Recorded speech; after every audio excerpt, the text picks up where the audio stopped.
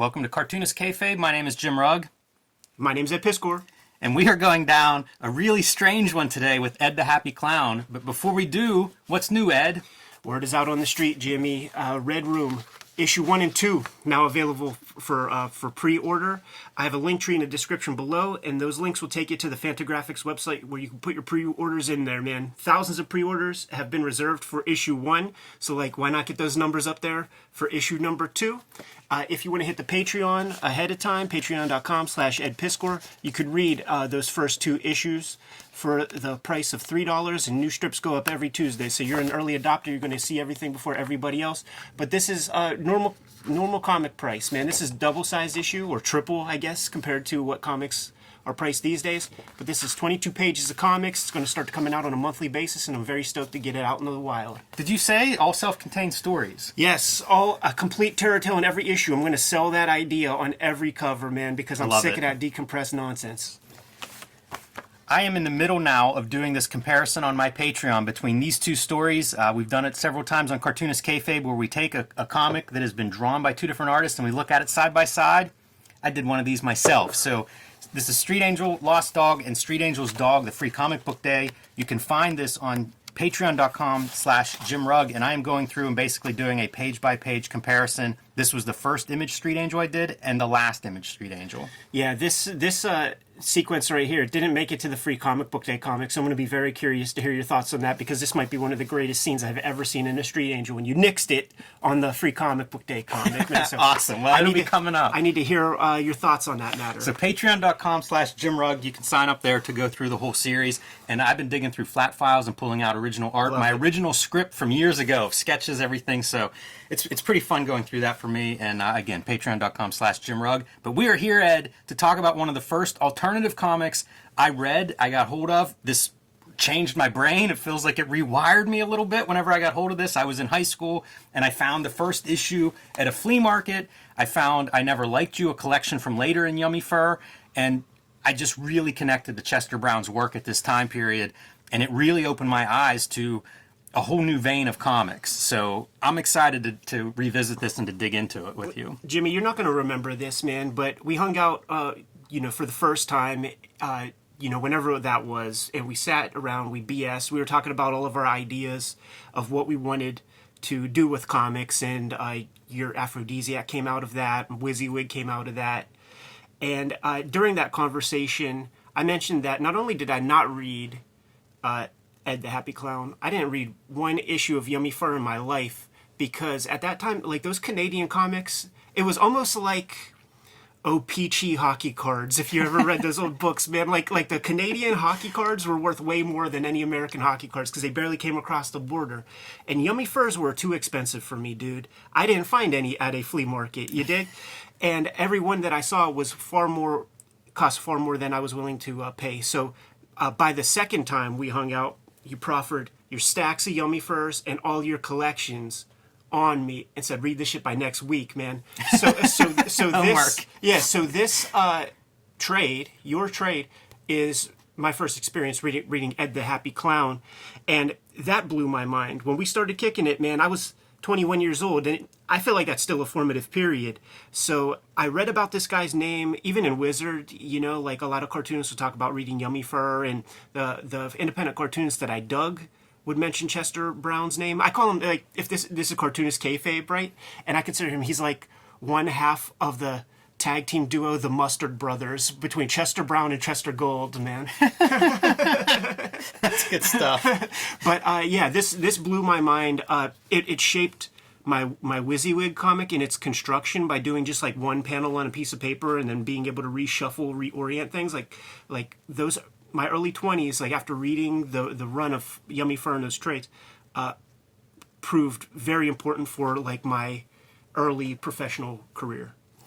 All right, a couple things before we dive into this. This has been printed a few times in different formats. This is the first trade paperback, 1989. In 92, I think D&Q put out the definitive Ed collection. It has, I believe the biggest change is 4 different pages at the back of this thing. And then in 2012, it was released in single issues by D&Q and then collected into a book with 50 pages of notes in the back. So we're going to be referencing all of this stuff This is also a book on the subject, Ed versus Yummy Fur by Brian Evanson. It's funny that it says Yummy Fur in the title because this is really a focus on Ed the Happy Clown, but it goes through and it chronicles different iterations of this stuff, publishing history, which is really interesting, and I will reference a little bit. And it's just kind of a thoughtful analysis, right? It's a critical analysis of this graphic novel from a lot of different angles, including interview with Chester Brown in it. So a lot of resources available for this book. It's a really interesting graphic novel for lots of different reasons, and we'll try to touch on some of those as we go through. One last note before we dive into this. So it was serialized in Yummy Fur originally, and it's interesting because this is basically the first 12 issues of Yummy Fur, but if you follow Yummy Fur, this series goes on for another, I don't know, up to issue 18, and it covers Ed the Happy Clown material that really is not collected anywhere. It's kind of like Chester Brown, ends it where he wants to end it, but didn't realize that's where he wanted to end it maybe at the time, and he had kept producing some additional storylines with Ed, but storylines that don't make it into this kind of the definitive Ed story. So they're fun, but they're really part of history, and Brown being the authority on this story, it's just not part of the story as far as he's concerned. So I think that's the framing for what we're going to get into. This is a really strange, surreal, stream of consciousness type of story, and I thought the best way to go through it is like we usually do. We'll just start flipping through. We'll talk about what we see, and I think if you're unfamiliar at home, you'll see exactly what we mean by the surreal nature of this storytelling. Yeah, in the notes in the definitive version that D&Q put out, he's a smart guy, and he was a young cartoonist and dabbling with the idea of being a living, functioning professional cartoonist. But guess what, Jimmy? When you spend your young life living on a piece of paper, trying to hone your craft and perfect your drawing and storytelling ability, you haven't lived much of life, man. So he had this ability with nothing to say. So he discovered the surrealist movement and liked the idea of just like vomiting out your unconscious thoughts into like a string of narratives. That said, he changed his thoughts on surrealism about halfway through, and if you read those notes in the back of the big Yummy Fur, you'll see what he means. He goes very long-winded about the subject, but that's the cornerstones of the early construction of this thing. Introduction for this original collection, Harvey Pekar. Very famous, man. Like Chester Brown drawing himself as the little rabbit. That's almost like a rib on Harvey Pekar because Harv is known for his autobio stuff, and just even in conversation with Harv, he was talking about like Ed, just don't draw any capes on my people. Don't draw anybody looking like rabbits, like fucking Chester Brown did. And I'm gonna accidentally call him Chester Gold throughout this, man. So apologies up front. That's funny. That's a good slip. That's such a cartoonist kayfabe slip up. So not a problem as far as I'm concerned. All right, so Chester Brown with a little bit of a background here, his author intro, just talking about trying to break into comics and the circumstances of when that doesn't work, he starts making mini comics, has a day job to pay the bills, and trying to make comics on the side like lots of us have done. That's what this sort of details, and then he hooks up with Vortex, who start publishing him in Yummy Fur, and the first several issues are actually reprints of the mini comics that he had made. Yeah, the mini comics came out, and Vortex existed pretty early on, but they were kind of unwilling to publish Chester Brown's stuff. Almost called him Chester Gold again. It was a Comics Journal review of the mini comics that were sort of extolling the virtues of Chester Brown. We're both going to mess that up now. I shouldn't have said that Mustard Brothers gimmick.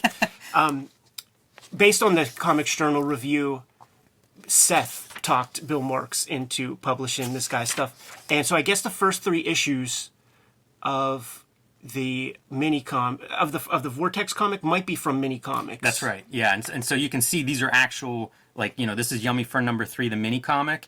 And this is all the first issue of the Vortex series, but 3 issues of the mini-comic, just in issue 1 here, so you can kind of get a feel for what kind of stuff he's doing, which are a lot of short stories, kind of weird short stories, as you said, surreal. Totally they remind me of monster comics from like the 50s, that kind of tone. Totally unconnected, and the thing that really blew my mind when reading the gestalt of Ed the Happy Clown, is how he kind of takes all of those disparate comics and elements and then weaves a functioning story into them, tying them all together. And I think he does a really, really great job of it, man.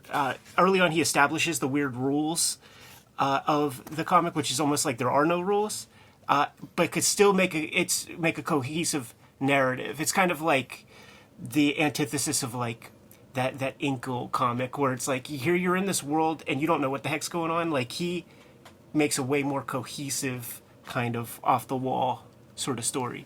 Last couple notes. The Yummy Fur regular comic starts in 1986, part of my holy year of comics, 1986 zine. But he also, Ed, you talk about he organizes this stuff that looks disparate in the beginning into like a coherent narrative.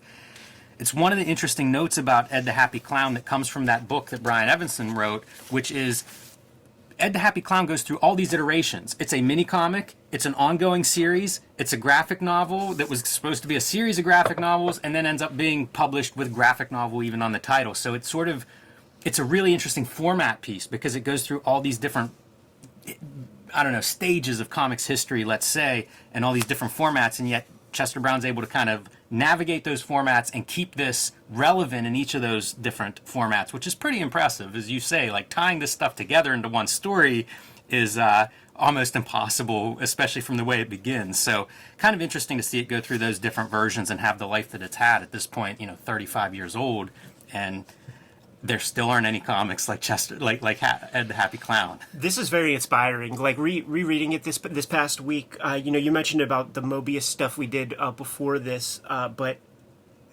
something about the organic nature of the line work, something about the beauty of the compositions, like really excited me to kind of put the book down, get back to drawing some comics, man. That was my reaction when I first got hold of this stuff. I always felt like that alternative comics stuff, I would see glimpses of it in Wizard or somewhere, in Palmer's Picks, but it always felt kind of alien and like weird and inaccessible. And when I actually got hold of a couple of these and started reading them, they were very easy to read. And I think part of it is his draftsmanship. Like he's a deceptively good artist. At first glance, it looks simple. You start reading it, and it's like, no, he's good. He's really good at drawing. Yeah. So, very earliest strip featuring Ed the Happy Clown walking down the street.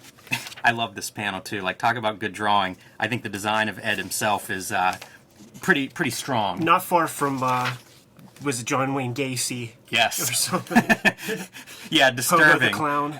Walking down the street, breaks his leg, and we're kind of into the weirdness, right? The rats show up, and the plan is there's a rat problem in this city. They're going to drop pygmies to eat these rats.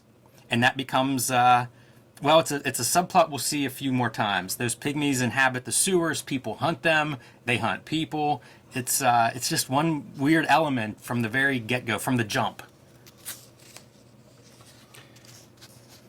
And that's it. That's your start. It's like 7 pages, probably enough panels for 2 full-size pages. Right. Going back again to the mini comic and to Brown's way of working on these separate panels. Interesting because you see some panel variation here, but as we go on, he'll be doing these kind of square panels for the most part, which is, we had a video where we looked at one of his Autobiographical comics that kind of shows his process, draws these panels as squares, and then kind of composes the page from all of those pieces. Yeah, the notes are really great in the final definitive version because he shows you a couple pages where maybe, he didn't thumbnail out the page beforehand. So maybe the panel above the one below creates some weird tangents and stuff in the actual, comic books. But then he will change that up for the collection because he just can't. Once you see a bad tangent, you can't unsee it. Yeah, for sure.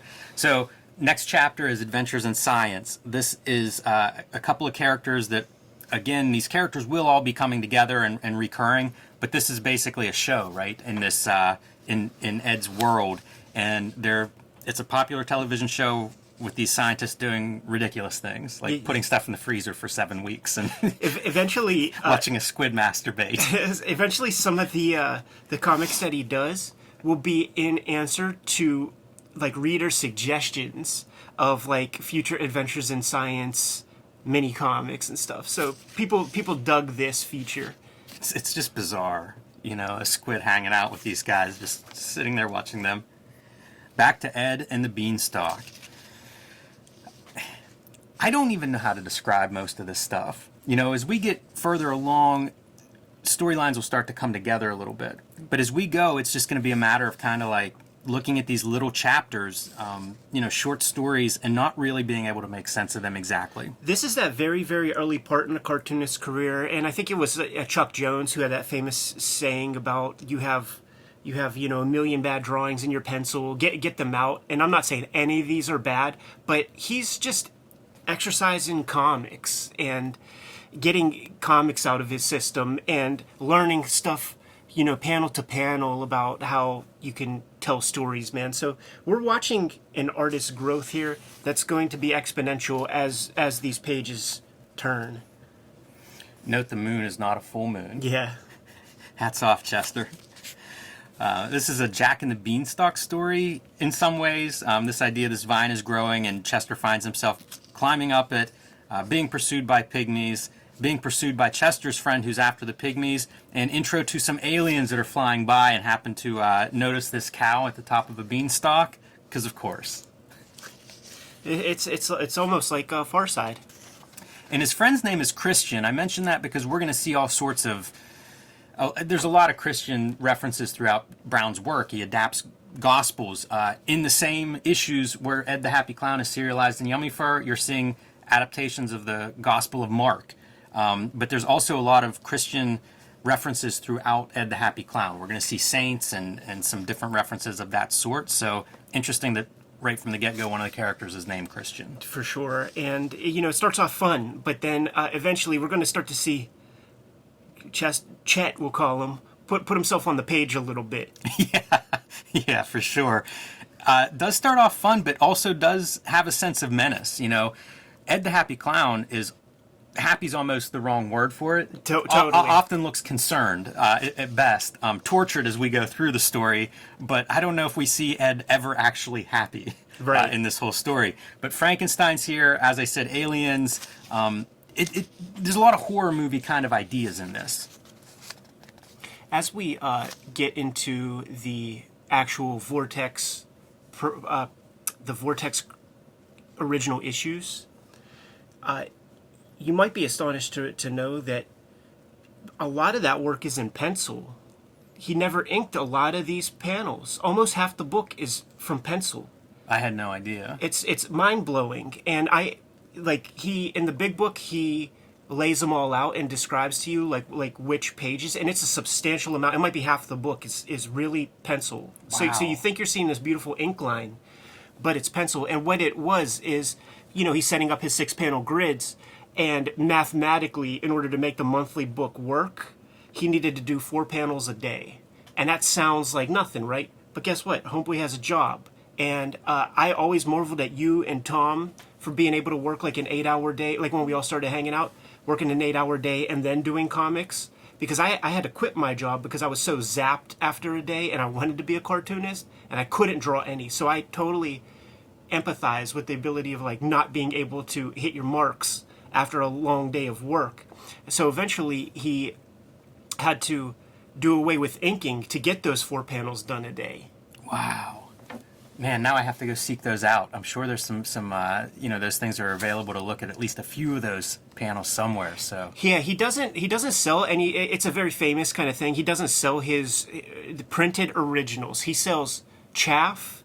And when the book was when Ed the Happy Clown was serialized in that final version that then got collected by D&Q, he would draw 2, and these are very ornate covers. Like think of Louis Riel era Chester Brown, and he would do 2 versions of all of these covers, and the one that he wouldn't publish would be the one that was like for sale through the Beguiling. So that's where you would have been able to see this stuff, and you still might be able. I haven't been to the original art section. Yeah, definitely worth tracking down. He used to do a thing in the putting himself on the page. He used to do a thing in the back of the Yummy Fur issues where you could commission a recreation of a panel. Right. And I almost did that several times, though I think I was late to the party and also was so broke as a kid when that would have been possible for me that it was kind of outlandish. But they were definitely affordable, and I always thought that was a cool thing. Yeah. A lot of original art that I regret passing up, here and there. But That's his retirement fund, man. All those damn pages. So I think this is pretty interesting. in that this story ends, right? It's signed by him, so this is the end of that Adventures in Science, but it ends on the top tier of a page. Speaking to, in several interviews, you'll hear him talk about his panel compositions and scene compositions, but not really that interested in the page compositions when he's writing. Right. As you say, if you put the page together and there's a bad tangent, you make adjustments. But in terms of planning out a page, it's kind of late in his process. What this modular technique allows is editing. Totally. And pretty easy seamless editing. yeah. So I like that part. But we nonetheless start the next chapter in the middle of the page, and as you say, this is very similar to what we see when Chet does autobio comics. Very similar to his character. You know what, Jimmy? Like, we won't do the math because we got a lot of comics to cover here. But I wouldn't doubt that the pages for the mini comic were like this. Just 4 panels. So, like, if you mathematically go through the earlier pages, it might be divisible by 4, which would put these at the end of those little pages. That was one of the attractive things about trying that singular panel format, because like I did mini comics of WYSIWYG that were 6 panel. I did those printed books that were about 100 pages that were just 4 panels per page, and then the ultimate graphic novel that is kept the 6 panel structure. So I bet that's how that shook out. Should note for viewers at home that are wondering what we're talking about, we did make a video on the WYSIWYG process that shows off some of these different formats. So you can find that in our archives, and definitely worth a look. One that you don't mention, Ed, is you at one point did a submission that was 12 panel grid per page. Right. So it really is interesting to see what you can do with those square panels.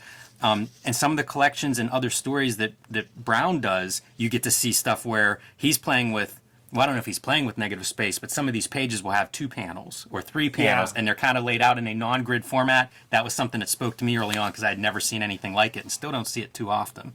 He was talking about, like, in the notes, he's like, even though his name was Chet, it wasn't me. And I'm like, yeah, right, you foretold your future self right there. But then later on in the notes, he talks about how, his main nightmare, which is like all cartoonist nightmares, is losing your drawing hand. Yeah, it gets into that subconscious surreal component. So that's panel 1 of Chet, the guy who's not supposed to be him. Yeah, this is amazing because 1, this janitor finds a hand.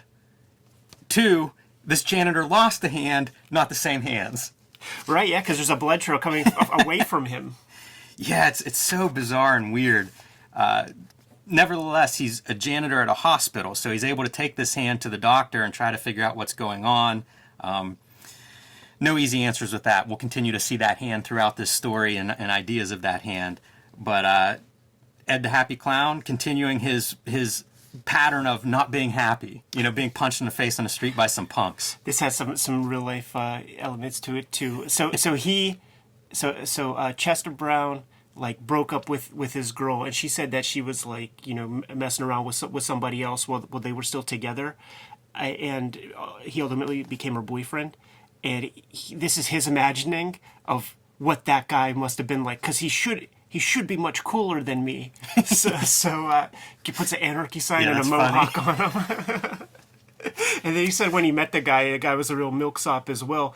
And I say as well because it's not like, you read those notes in the back of Ed the Happy Clown, and Chester Brown ain't the guy that you're going to like gravitate toward immediately to go hang out with at a party.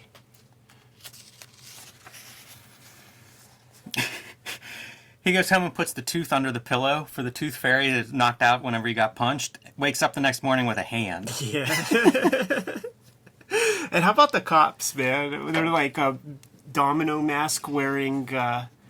They look exactly like in the back of Weasel #1. Pat McKeown has like a backup story, and some of the characters wear those little domino masks. Look exactly like this stuff. And I gotta imagine, man, Canada's not huge. It's a great comic scene, but it's not a big place. Every Canadian cartoonist must have been aware of this book, seeping its way into each other's work. Yeah, for sure. They even have kind of like fascistic, like military outfits. They do, yeah. Yeah, I would learn over time. Chester Brown's, he was much more mainstream, I think, as a reader and maybe even as an aspiring young cartoonist. And that always blew my mind because you would see these pages, or he would recreate pages of like Batman comics or old Marvel comics. And it was so weird when I first saw that stuff to be like, what? How's this work? Doesn't he hate Marvel and DC? It's good that he has some self-awareness, because you read about those early pieces where he's talking about breaking into comics, 1979, and it's like, okay, let me let me think about the comics landscape in 1979, and where would Chester Brown fit into that, man? I don't think he's going to be drawing an issue of the Defenders. You're right. I would love to see it. It would be the best issue. Adventures in Science. Many people are writing in saying they have worms and pianos and they're having trouble telling them apart. So this is the kind of science we're getting on Adventures in Science. This is probably an active YouTube channel at this point in our life. For sure. Like Drunk History. Yeah, or dropping stuff off of high buildings. All right, to me, this is when the story really kind of begins. In a lot of ways, this is the iconic story that launches I hate to say coherent storyline, but it really does like stand out in my mind. Starts to tie everything together. The Man Who Couldn't Stop, and there's 12 panels of a guy taking a shit. Yes, this comes from a very cool place too. If you read the notes, man. So all these comics taking place pretty early, man, pre-86, right? 1985 for this one. He read Frederick Schott's Manga, and Wow. and sort of made note of the part that we put some time on, where it was talking about the scatological nature of shonen comics and how they view that kind of humor just far differently than the West. So he was thinking about that because he described that he was kind of grossed out by shit like your average Westerner or whatever. So he wanted to like do one and just to try to see what the benefits of scatological humor were. And he said, dude, when he did this 12 panels, he liked it. It made him laugh. So that's why it's gonna keep coming up. That's funny. And one of the chapters, there's like 4 chapters mainly in that Ed versus Yummy Fur book. One of them is Scatological. Yes. All right, Ed's now in prison. He showed up with that hand, and they locked him up. And now they've removed his makeup and hair, and this is most of the Ed that we're going to see now throughout this story. So disturbing. Taking away his identity. Looks like alien autopsy. It does. It's even cool the way it's cropped with one eye sticking out, speaking to Chester Brown's amazing graphic abilities. All right, so I think maybe this is where it actually really begins. You see a chapter 1 there. I don't know if that's in those backup notes, if this is maybe when the ongoing series starts or when he quits his job. But one thing that I read in an interview with him is part of using these kind of characters is he was trying to keep a bi-monthly schedule, and it was a lot easier to have recurring characters than it was to start new, each issue and each short story. So that was some of the thinking, at least, behind some of these decisions early on. Dude, I'm there right now, I love this man. cover, by the way. Me too, and it speaks to like his interest in mainstream comics a little bit. Like you could see that in a golden age kind of comic. And this kind of stuff, whenever I'm coming from mainly reading Marvel and Image comics, to get hold of this, it's like that's a pretty easy transition. Right. That looks cool. It's kind of a monster character. It's a girl. It's a scientist. Like it's real easy to make that step. I think this comic works that way. Like this comics can be a gateway comic into independent comics for the Kayfabe crew who came here by way of Wizard Magazine, Yes. man, because it has so much wild stuff that could transition you into this space. That said, in a lot of ways, independent comic readers are just different than mainstream comic readers, where a lot of the Wednesday Warriors focus on character, and independent creators will follow the cartoonist. So I feel like, you read this, and if you're into the cartoonist, like, you're going to read more Chester Brown work. You know what's kind of neat here, I just noticed? We talk about him doing these square modular panels, and this one is atypical. It breaks that mold. And the following panel is that same shape. And I wonder if you put those next to each other, if you get your square. Yeah. Chris Ware does that a lot, where he'll be doing this tight grid, and then sometimes he'll bisect that grid into even smaller panels.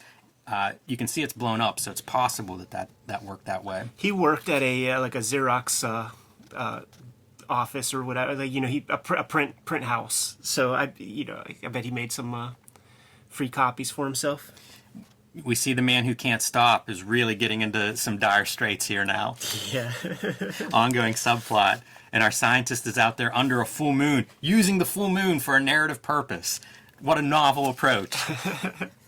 And the Man Who Can't Stop, walking down the street, a little bulge in the pants. Yeah, man, that guy the scientist thinks he's grown a tail. Yes, that's exactly right. And he's like, oh, he smells like an animal. So they get into the fight. The police come, throw them in the same jail as our hero. Not a good place to be if the guy is unable to stop shitting. And it's funny, the choice to show that off screen. Ed is awake and hearing this, and it's like, what does that sound like if a guy is basically dying because the room is filling up with feces? And you see all this off screen. He's dead, I killed him, but he's not stopping, still not stopping. So the scientist kills this guy, but the shit continues to come. That makes me want to vomit. It's really gross. I lived on a farm when I was 6, and there was a building. It was kind of just covered, but it was where all of the cow feces went. And if you fell in, you died. Because it was like 20 feet deep. It was like a cinder block foundation. And then there was a way to let it out at the bottom because it was used for fertilizer then. Yeah. But this is it. This is what you're looking at right there. Very gross. Yeah, that's really foul. This is one of those cool panels where shades of Michael Golden, if you look close at the inking a little bit on that one guy's face. But it's that action stuff. This is your action comics, language, tropes and stuff, vocabulary. So the crap is continuing to pour out everywhere. It forces open the prison inside, or the jail, allowing some people to escape, including Ed, who is shot on part of the escape attempt, thrown into this truck to be hauled away. Wakes up, comes to, and then dives out, and so now he's free. Kayfabers, keep your eyes on these compositions and just see how they're so amazing, beautifully composed, super clear, and you'll still get a lot of detail in there sometimes, man. Yeah, I'm glad you said that. I think that comes down to drawing in single panels. One panel at a time. Like, each panel really does stand out as being interesting on its own. One of my interests in trying that was almost like, crawl, walk, run type ideas. Like, let me compose a single image and try to make that work, and then I'll worry about the comic page gestalt after I do a couple thousand of these drawings. All right, we're going to get into some fun stuff here in a second. That's your janitor, Chet, trying to identify, who is this Ed the Happy Clown? He came in with your hand. Do you know this guy? You know what's funny? Like, around this time in Yummy Fur, Chester Brown created the Paul Pope rock star photo, and he would always show off his curly locks and shit and his glasses, but he grew into this. Right. So that's probably his fear too, because he was always showing off that long hair. And if you are a successful cartoonist, you do have to lose all your hair and get glasses. So somebody should just compose all of the guys that fit this in comics. It would be an all-star team. Oh, they have. That was like that one mocha that we went to. It was the New York Times Sunday where it had all the guys standing there. It was like a bunch of bald white dudes and Adrian Tomina. I think Seth has hair. Hilarious. That's a good panel of chopping wood. I love the action that the split wood is in midair falling away from the axe. Yeah. All right, so check this out. First, we're going back to the 13th century to see hand stories, I guess, and why you might lose a hand. In this case, it's because you're touching yourself inappropriately. That panel was censored. Yes. But only in the original printing of Yummy Fur, which, this being the cover that's based on. Right. So the solution there, the publisher was like, I think we could get in trouble having this panel and trying to ship this across the border. They're Canadians. They are, and stuff. Lots of stories of books being stopped, usually going into Canada, but yeah. could be coming out. And so this was his solution, was to put a censor over the panel. It only ran, like I said, in this issue. And I think there's a note in the back that you could send in an age statement and get a photocopy from Vortex of the missing panel, which would be kind of a funny piece. Anybody that's out there, post that. I'd be curious to just see if it came with notes, explanations. What are you getting here? It's little is, panel size. That's the explanation, just describing everything that you're looking at. Yes, yeah, right. If any of you want to see the original, send in that envelope. But kind of funny, kind of an odd piece. Really weird if you're reading that. Whenever this is being serialized, it's almost one more element of the surreal nature of this whole experience. But you see the hand being chopped off, which is the connection back to our main storyline. He was spilling his seeds, man, without making babies. Very bad in biblical times. Yeah, and especially if the woman that you're cheating on with your hand has an axe. Back to the 20th century. And you can see where this 13th century story is coming from is this Lives of Saint that this woman is reading to her kids. And that's young Chet. And when we start to learn about, his mom's schizophrenia and things like that in future autobiographical works, this comic ain't funny anymore. It's still a little funny. One of the little kids is dancing on this coffee table trying to get some attention. Slips on a magazine, which is funny because it's set up in this panel. Annie, watch out for that magazine. And the next panel where she falls, you see the magazine in the air. That's good comic storytelling. But what a great panel. She's completely in the black of that ceiling. You can see the separation, the white line from the table where she was to where she's going. I really love that as one of those standout panel compositions. Yeah. Even the black on the page, you can see we're getting into some, the tone is changing. Visually, you can see it because of the amount of black ink that's on that page and diagonal lines. When I see this stuff, it makes me think of Gilbert. That's a good call, yeah. It's where you see Brown is such a good artist because he's able to do this motion. He's able to do all the dynamic stuff that a lot of alternative cartoonists don't have in their toolkit. I'm gonna guess right here, like looking at like these lines right here. I think we're getting into pencil territory. Yeah, I can see that. When you say it, it does look, you can see where the line is breaking up in parts.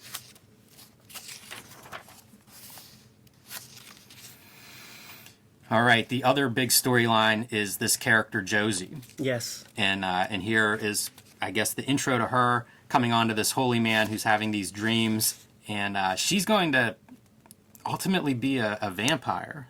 And a ghost. Yeah. And a bunch of other things. So she's invading his sleep and his dreams. He's not the holy man that that he dreams about being in real life, but nonetheless they are together. Reference to his ex-wife. It's just one more storyline that will be folded in, and we'll see these characters interacting more with Ed the Happy Clown as the story progresses. No idea what's going on with this character that these doctors are beating on, but they're tending to somebody there in the background. Without ethics guidelines, doctors might try to pull some stuff, man, in the interest of science. Yeah, there's a couple references of that throughout the storyline, too. Yes, sir.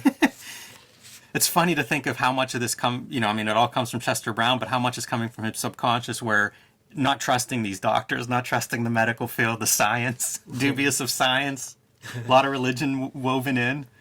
Makes the story fun, that science and religion, they're kind of battling throughout this story in certain ways, maybe battling in Brown's head as a cartoonist. Now that, pretty sure we're into the pencil territory, and knowing that it's like 4 panels a day is the regimen that he needs to undertake. And once again, it's like 4 panels, 4 drawings, big deal. But these are beautiful compositions that I do not think that you come up with the first time often, so he's putting a lot of thought into just like, what are you seeing? When you make comics, you have to be of two minds, man. You have to think about the reader who's witnessing this and how you're delivering them this information. And panel after panel, the compositions, I just can't beat that home enough. It's a good point. I wonder if he's writing this stuff one panel at a time. I don't know that, but it wouldn't surprise me. Maybe some notes, some idea of where things are going, but the surreal nature of it kind of makes me think he's probably laying it down not too far ahead of what we're seeing. And also, you posted some stuff on your Instagram with some pencil pages that were like the final pages, and they're tight just like this. So it's like, it's interesting that you were able to he was able to get such a deft line back in like '85 when the common wisdom was you couldn't. There's a Captain America, I want to say 255 that John Byrne does that I believe is reproduced from pencil lines, but you look at it, man, I look at it and I knowing that it's pencil, it's really hard for me to even believe it. Right. And we looked at that Steranko Chandler book, and knowing that that's pencil, it's one of those things where like I look at it, and it's hard for me to believe. So there are ways to do it, and who knows? Use a soft lead and a dark lead. Maybe it works out. Light box if necessary. So Chet is going looking for kind of Chester. Ed the Happy Clown, looking to see, he's been told that's who stole his hand or had his hand, so he's trying to track down, like, who is this guy? And he goes to this bookstore where he literally trips over a passed out, shit-covered, wounded Ed the Happy Clown. Right. They're confused by this, carry him outside. The bookstore, the bookkeeper is a friend of Ed's, but also her boyfriend is the one who punched him earlier in the story. Yes. So he's come back there. Who knows why? This is one of my favorite panels in terms of composition. I just think that's really a great panel. Straight out of Sin City. Pretty atypical, too. Like, I don't know if we see any other panels by Chester Brown that looks like this, but I think that's awesome. Even with the lettering behind him, really cool. Yeah. And Josie and Chet in the woods after he sees Lives of the Saints. Reminded of his mother's stories. He's being sinful. He is being sinful, man. He's lost his hand like the story in the Saints, and he blames this young lover of his. So Bill Marks tells the story of the printer that they used in like Winnipeg or somewhere. It wasn't Quebecor, believe it or not. Would use kind of false starts and screwed up copies of the signatures from Ed the Happy Clown, and it would be used in kind of packing materials for other books. And one of those other books was like some sort of literature for like a feminist guild or something. And these pages, these pages were in there. And the printer got calls, and then the printer called Vortex, and they were like, we just can't. They're getting us. Their pamphlet is in color. They're giving us way more money. Like, we can't be printing this anymore. You know what? I'm glad to hear that, because this is a genuinely disturbing scene, I think. You know, this guy murders this woman who does nothing. Like, she certainly is not in any way, like, I don't know, like, doesn't wrong this guy at all. He does this, and he's like, thank you, God, thank you. It's such a... it's a chick tract. Rereading this, yeah, chick tract, serial killer psychology. Like, this guy is so warped. This was a really disturbing sequence to me for that reason, because it felt like everything I ever heard about a serial killer, Chester Brown nails it with this character. Yeah. You know, he's delusional, believes it's religion. Like, it's just such a... it's a pretty effective character for, you know... Again, the stuff I was watching and reading at the time, it was like, this is right in line. Yeah, I say chick tract because he gives penance, and that'll play out later in the book, where the lady, when she's a ghost, is like, what? And then some saint is like, oh yeah, he absolved himself of his sins, so he gets to be in heaven when she has to go to hell. And that's chick tract. You like that works in the chick comics. Like, you could do any heinous act, but as long as you accept God and beg for mercy or whatever, you're going to get to go to heaven. Yeah, it really disturbs her whenever she learns that. All right, Chester Brown, or Ed the Happy Clown, passed out in the alley behind the bookstore. Boyfriend shows up and goes to the back alley to pee before they go out wherever they're going. He's from Polish Hill. He comes across Chester or Ed in the back and is mad that he's come back around. Like, didn't you learn your lesson to stay away from my girl? So throws him in the back seat of his convertible and takes him out to the woods where he's going to teach him a lesson. Be a little bit more demonstrative than the first time. One punch wasn't enough to teach Ed to stay away. Leaves him in the woods. What a tough storyline Ed has gone through. He's been shot. He's been beat up several times. Been in jail. Now he wakes up in the woods and close by to this guy who's just violently murdering this woman. And then going, and here you go. Take a dip, baptize yourself in the nearby stream, ask for forgiveness. Ablution. That's very religious. Yeah. So he's good. He's cleaned himself up. He's ready for heaven. It's so dark. It's a baptism, man. The pygmies are where the body went, down into the sewer. You wish it was Teenage Mutant Ninja Turtles. Feels like there'd be a good place here for a tie-in, but that's not what happens. They also carried Ed away. Found two bodies in the park, carried them both into the sewer, and this is going to be dinner. Right. Is the plan, until they start hearing somebody speaking from inside Ed's pants. Yes, sir. And who is it, Ed? It's Ronald Reagan. Reaganomics. And we know it's Ronald Reagan because they tell us. Otherwise, it doesn't look like Ronald Reagan at all. Not at all. That's one of the weirder parts of this. It's just... Closer to Nixon, I would say. Yeah. With them jowls. Yeah, it's bizarre. Throwing up, You know, almost a callback to your ejaculation scene earlier. Yeah, it's really gross because that looks like porridge. Yeah, it's not good looking. This is not erotic in any way. No. I love whenever he turns back and he looks up at Ed. It's good. It's good physics. It's good stretch and twist on that skin. I don't know about good, but it's something. It's memorable. That's for damn sure. It works. You know, the memorable part of this story too is what stands out to me.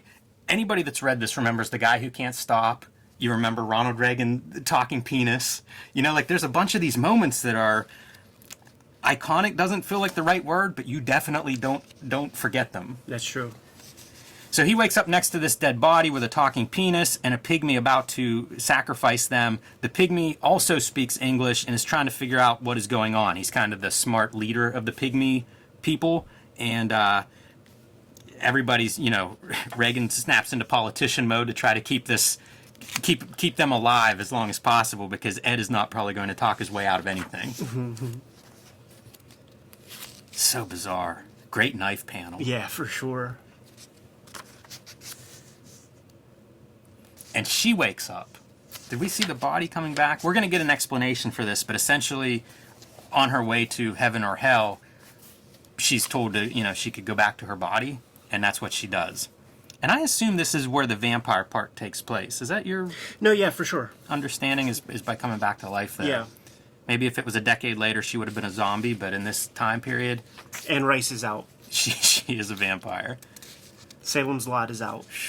Yeah, right in time for us to get a shot of the devil. When you see that devil, that's good anatomy, man. You could draw an issue of Invaders. Yeah, some scratchy lines there too. It makes me wonder now, every piece of art that I see, I have to look really close and try to figure out what's pencil. It's like so much of it is. That blows my mind. I would have never in a million years come up with that. Pygmy hunters.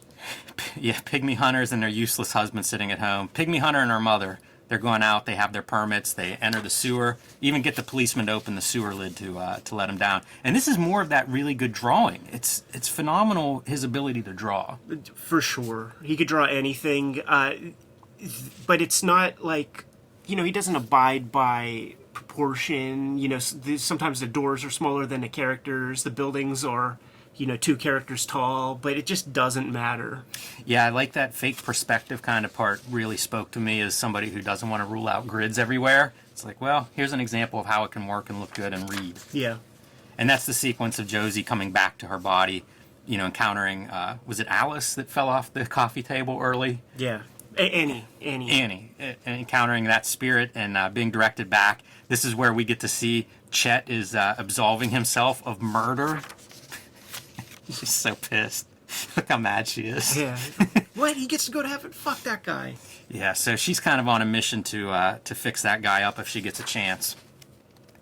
All these panels of her phasing like through stuff is really cool too, I think, and even merging back into the body. Just great standalone images. It's good cartooning. It's like take her hair away, you know, because it's just black and white line. You don't have the ability to have a blue line color hold on your figure like they would do in like a Marvel comic or something.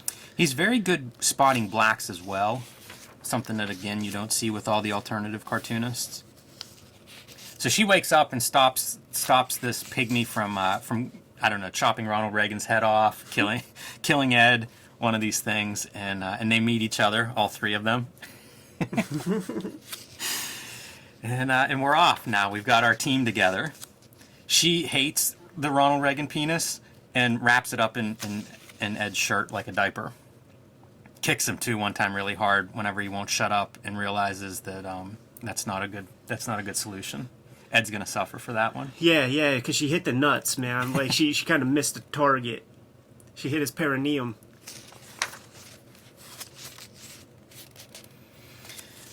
These hunters accidentally shoot Josie again. I thought they shot Ed too, but maybe not. They're still in the sewers hunting. They hear a noise and they just fire into the darkness. How's that for a punchline ending? She gets killed again.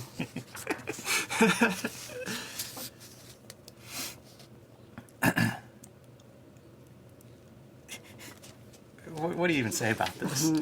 Well, that guy who couldn't stop shitting, guess what? His anus is a path to another dimension.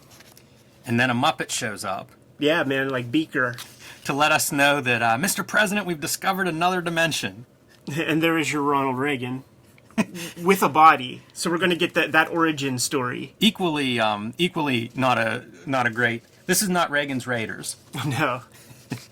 So they hear of this other dimension. They run out to this farm where they found it. Phantom Sphincter. Amazing. There's just an X to mark this weird hole in the middle of the sky. I love all of this. It's such a bizarre concept and depiction of it. Yeah, you see there's just piles of human turds everywhere, and the whole idea is we got to get rid of this stuff. They don't have plumbing on this in this dimension. All the scientist wants to do is get a team together and go explore this new dimension, this amazing scientific breakthrough. President Reagan's having none of that. Yeah. We have a problem with too much shit. This is where we're going to get rid of it.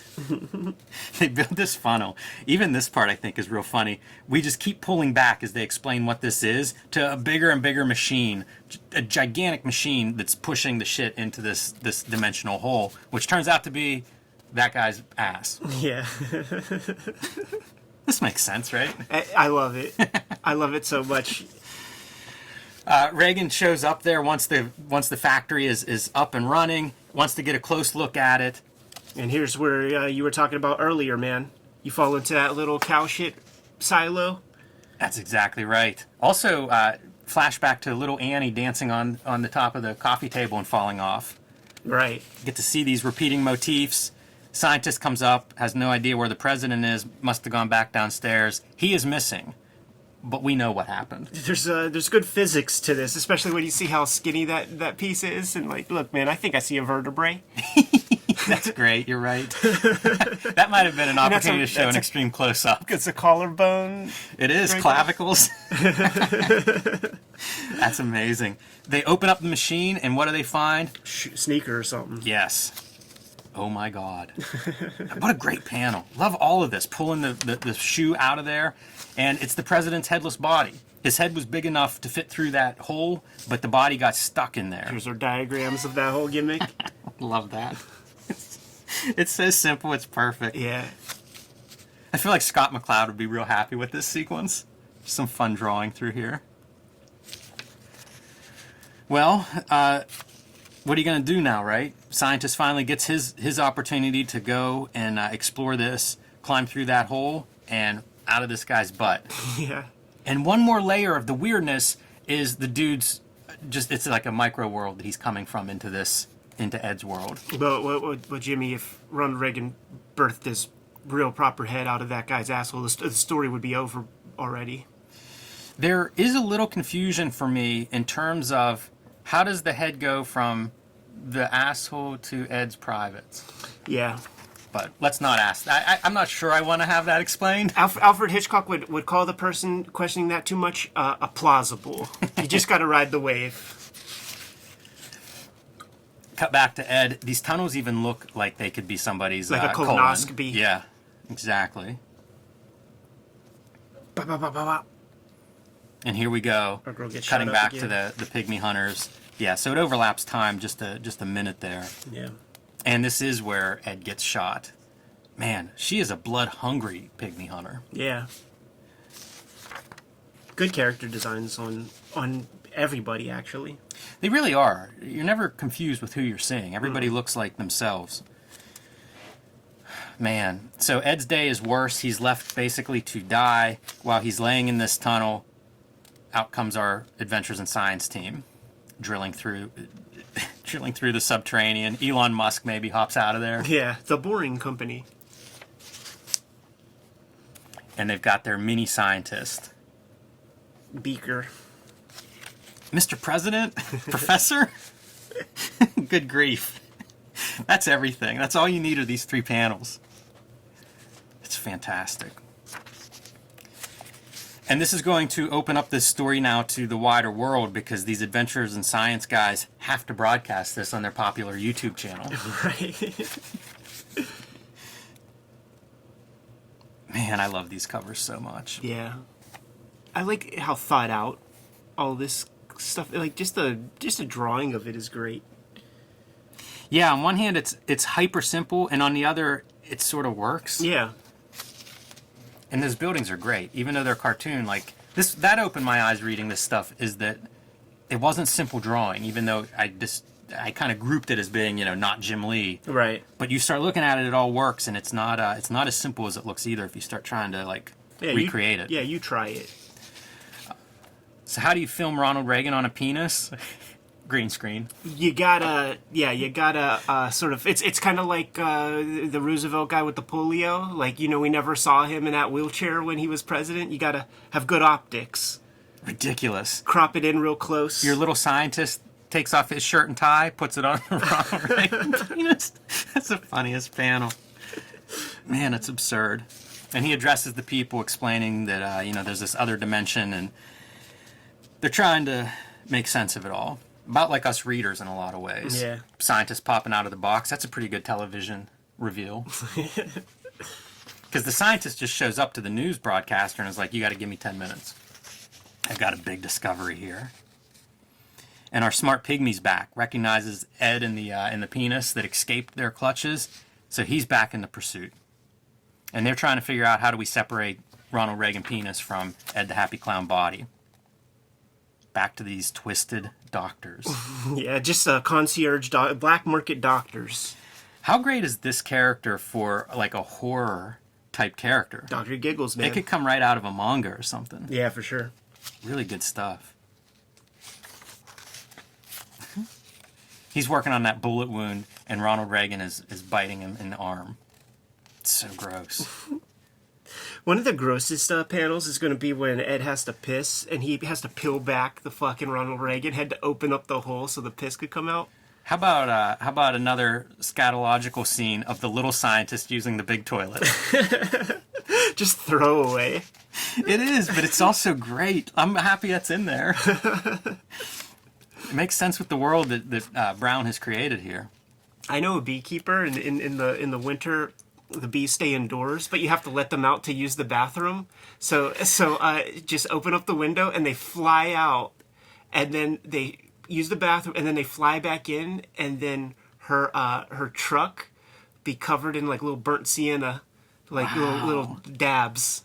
That's fantastic. Yeah. I wondered where that's going when you start with a beekeeper and a toilet scene.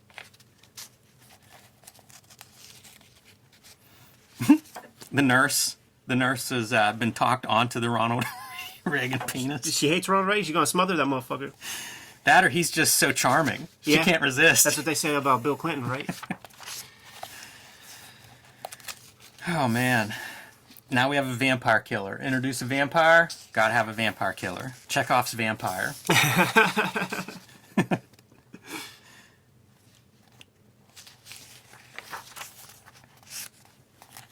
And of course, she is waking up. Her hair has changed, and I think this hair is crazy looking. I really like it. I do too, man. Very bizarre. She's got the curling iron going.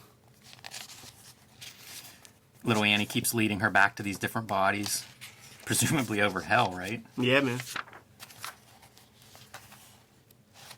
This is where she learns about him going to heaven. He's already prayed for forgiveness, so he's saved. You mean he'd go to heaven? I guess so. So mad.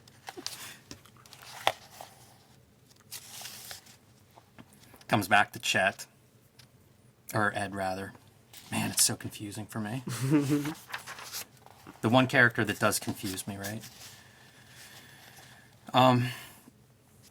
It's coming to a head, essentially. Yeah. All these characters are converging on the adventure and science building.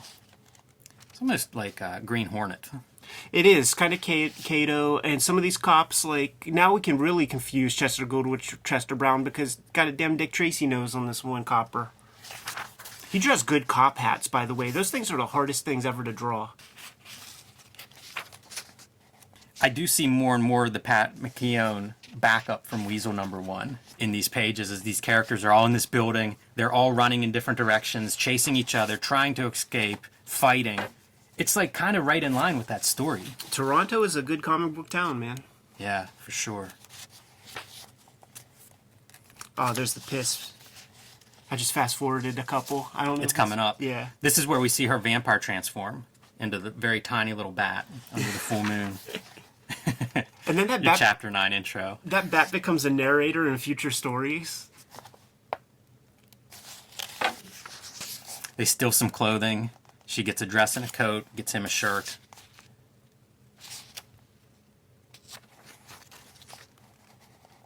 And they're heading to the hospital. Why?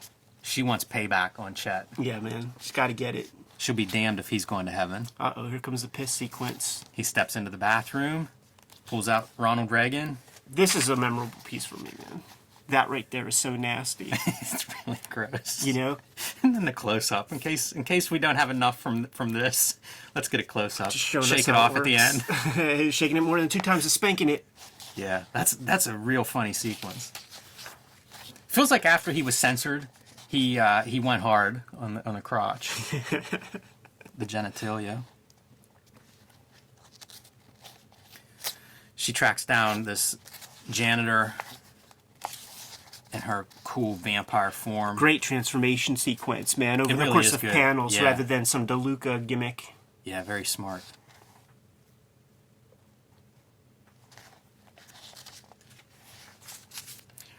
Reagan is like 2 steps ahead of Ed at all times too, like telling him like, "Shut up, there are people here. Gotta stop talking." Ed's naive, Right. doesn't know any better. So she seduces Chet. Why? To get him in an act of sin. And before he can ask for forgiveness, Snap. You're done. That's good. it is good.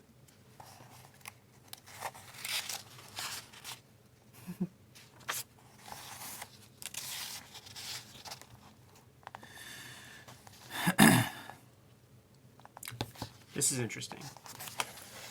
Oh wow, yeah, Different chapter 10 intros. very different. We'll see how this deviates because we are near the end, Yeah. and I know the end is the difference. So we'll stay close and see what happens here. But this is this original story. So if you're following along with your definitive Ed collection, although I don't know about that where that one changed, or if you have the 2012 collection, you're going to be noticing some differences here. This was our original wrap-up. And this is yet another couple of characters introduced here.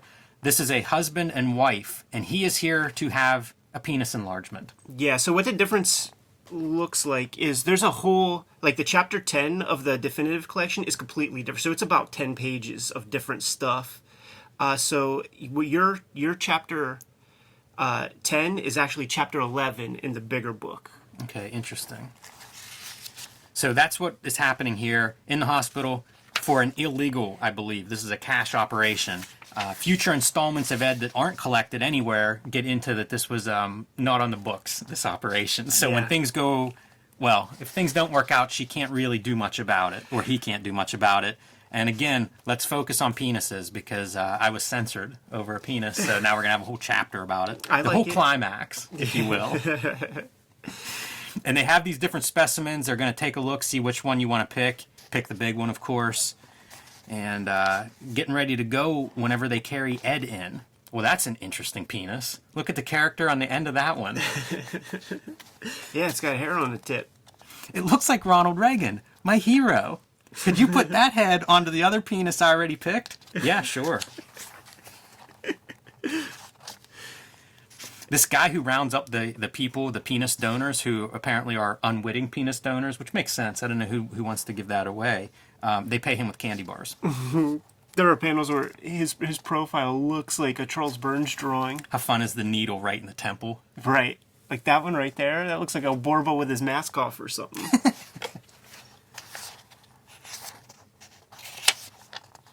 Man. Just Lenny from Of Mice and Men grabbing cocks. Yeah, and moving guns out of the way. With that little fucking micro teen. And Ronald Reagan wakes up just in time to see the scalpel. That's great too. That scalpel has a serrated edge. Mm-hmm. Good detail. Good detail if you're going to cut something off. Sews the penises back together. Oh, it's weird. It's so weird. Makes you think of John Bobbitt when you see the damn Yeah, stitches in there. it does. And as this guy starts to wake up with his giant penis missing, starting to object, what do? Mallet to the face. That's a good one, man. Wow. It's so good. He sells the physics. Yeah, it's pretty good. The police barge in. They're looking for Ed the Happy Clown, and we get to see the end results. Oh, man. Once Ronald Reagan's head is off of his penis, they're no longer interested in Ed. So they switch to the guy who had the transplant, and basically these doctors give Ed back to the wife, try to convince him that there was some cosmetic surgery that was performed as well, and send him home with his new family. And that is where my collection of Ed ends. I mentioned that there are several more issues in this storyline, following this.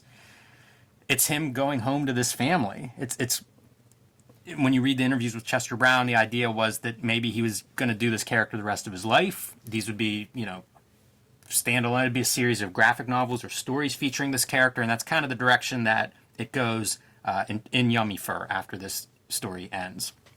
What do you have in your definitive ending? What's the big difference there, Ed? So the big difference is we're going to get the sort of final death of Josie, where she gets exposed to sunlight, as you could imagine. And there's this whole other scene, like that chapter 10 that is in here that's not in your big book, is her mom, Josie's mom, is like bringing dudes home for her, but like having sex with them first. So there's like this weird sub-story that just, I don't know where Chester's coming from with that, but we just get her definitive end. We get a nice little end cap with Annie, and then in hell, our Josie girl is reunited with Chet as like, a final act of damnation or whatever. Yeah, that's I think that makes sense, that you would have hell kind of as your conclusion with this story, considering where it goes. I wanted to show off one more painful penis panel, Ed, since you enjoyed the one of Ronald Reagan peeing. This is from issue 13. After Ed goes home after his penis has been cut off and another one attached, well, he has to go to the bathroom, of course, and whenever he does, it does not go well. Look at how great that cartoon face is of him screaming. Yeah, man. Howard Stern, New Year's Rotten Eve, 1993 or 4, John Bobbitt was a guest judge, and they did a fundraiser for him for his medical bills. That was the conceit of the whole program, and they would cut to these like little cartoon piece, like these little skits, and there's a part where there's a reenactment of John Bobbitt using the bathroom right after, and he's using a urinal, or two guys on the sides of him, and they're just getting sprayed with piss on both sides. That's hilarious. The aftermath. That's every little dude whenever like you're finally trusted to stand up to pee for the first time. Like, that's what the shit looks like. And ladies, that's what every male bathroom looks like. I love this kind of cartooning. Reminds me a little bit, this drawing, of like early Al Columbia. Mm-hmm. So, I don't know, Ed. It feels as weird to me reading it now as it did then. I always think, like, if you came up to me and were like, I love Ed the Happy Clown. It's my favorite comic book. What should I read next? Read it again. Yeah. I can't point you at something else that's like this comic. I think about, this in tandem with what comes a little bit later, like A Velvet Glove, surrealistic graphic novels that are coming from just a place of dreams or something. Like, those are the closest kind of tandems, but this is, like, way more far out. Like, Velvet Glove is very constipated in its construction, but this one is just it's literally the opposite. It's in fact it's full of diarrhea. Well, I was happy to revisit it. It's been many years since I've read this, and it's such a formative comic for me. Like, we look at those image books all the time, and it's like, I was reading this whenever I was 14 or 12 and really getting locked into comics. This shows up for me pretty early in my reading. Like, it's still several years before I'll track down 8-Ball after encountering this, so it has that formative quality for me, and the chance to revisit Chester Brown and talk about it, it's a delight. Yeah, and I think that if we rewind and we listen to the video again, you would want to be that person that's like, when I was a little kid, like, I laughed at it for certain reasons, but as I matured as a man, I could see it for some other things, but I think we were laughing at a lot of poop humor, a lot of dick humor, and shit like that. That's a good point. It's a very funny comic on a lot of levels. Man, the man who can't stop's one of the funniest concepts in comics, I think. Really interesting color on that cover, by the way. Yeah, it's different. Wow, I'm pooped, Jimmy. Yeah, that's good No stuff. pun intended. Right. Get out of here. Yeah, man. Kayfabers, like, follow, subscribe to the YouTube channel. Hit the bell. We'll notify you when new vids are available. What you got, Jimmy? Join me on Patreon, patreon.com/JimRugg. You can see my analysis of 2 comics, 1 story. Red Room is going to be out in stores very soon. Issue 1 and 2 can be pre-ordered right now as of this recording. If you hit my link tree, it'll take you to the Fantagraphics website, and you could reserve your copies today. Also hit my Patreon if you want to read the comics ahead of time, patreon.com/EdPiskor. You can subscribe to the Cartoonist Kayfabe e-newsletter at the links below this video to keep up with everything we're doing in 2021, and there is a lot. I have trouble keeping up sometimes. You can also find Cartoonist Kayfabe t-shirts and merchandise at the links below this video. Jimmy, give him another set of marching orders, man. We're going to be on our way. Read more comics.